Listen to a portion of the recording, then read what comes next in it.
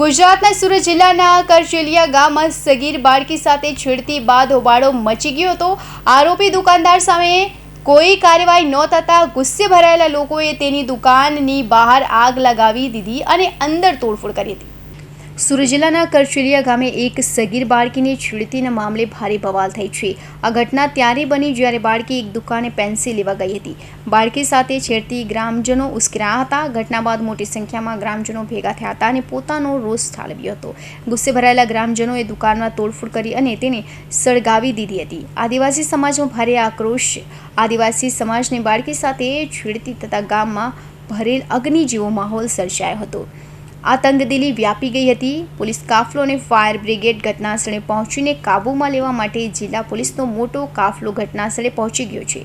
ઉપરાંત ફાયર બ્રિગેડની ગાડી પણ ઘટનાસ્થળે પહોંચીને આગ બુઝાવવાની કામગીરી કરી રહી છે।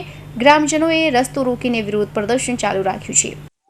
શું ઘટના બની હતી? ઘટના બાદ ગામની સ્થિતિ બગડી હતી, કઈ રીતે હેન્ડલ કરવામાં આવી? બારડોલીના કરચલિયા ગામે સવારે એક બનાવ સામે આવ્યો છે। એમાં નાબાલિક દીકરી છે અને એની કોઈ દુકાનદારે સામાન લેવા જતા છેડતી કરેલી છે એવી ઘટના સામે આવેલી હતી। એ બાદ પોલીસને ખબર પડતા પોલીસ ઘટના સ્થળે ગયેલી અને એમને ફરિયાદ કરવા માટે બી બોલાવેલા।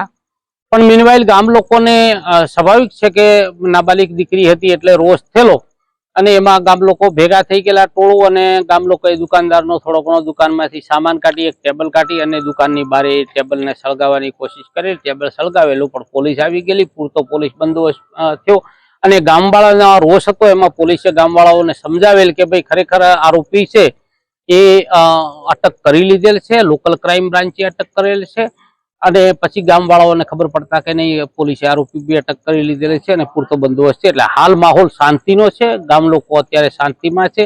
સરપંચ સાથે બી મારી વાત થઈ છે અને તમામ અત્યારે માહોલ ખેરિયત છે। અત્યારે કયા પ્રકારનો બંદોબસ્ત ગોઠવવામાં આવ્યો છે? અત્યારે 4 પીઆઈઓ છે, 8 પીએસઆઈ છે અને અમારી પાસે 32 જવાનો છે અને 80 હોમગાર્ડ છે।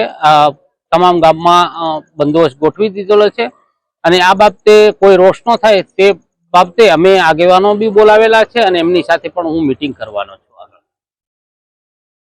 Suresh Rathod, Hind TV news, Mahuva.